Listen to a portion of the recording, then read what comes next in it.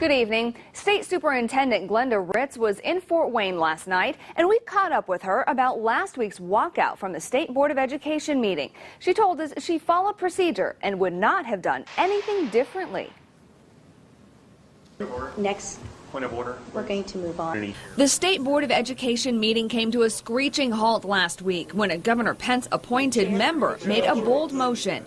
State Superintendent Glenda Ritz, who is also the chair of the board, ruled that motion improper, saying it violated state law. I tried to talk with the maker of the motion even the day before and said, you know, here's what's going to happen. But there was insistence that they were going to continue with that. The motion would transfer certain student assessment powers from Ritz's department to a second education department created by the governor. The governance issues that we're talking about with the formation of the CECI, the new agency for the governor, is really about who is going to actually implement the policy. By statute, it's my department.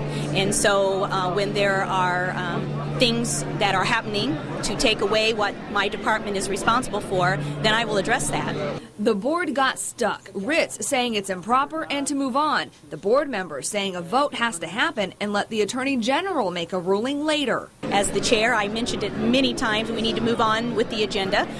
Since that wasn't going to occur, I adjourned the meeting. This meeting is adjourned. That should be a vote on adjournment. This meeting is adjourned. Council, does that have to be a vote on adjournment?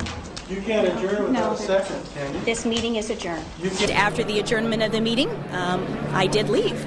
Political analyst Andy Downs says chairs can run meetings how they wish. They can do things like recognize who gets the floor to speak. They do have the ability to end debate in ways that people from the floor cannot. Now, after a week to reflect, Ritz says she wouldn't do things differently. There isn't anything I could have done differently. I ruled it improper motion and couldn't get the agenda to move, and so I adjourned the meeting.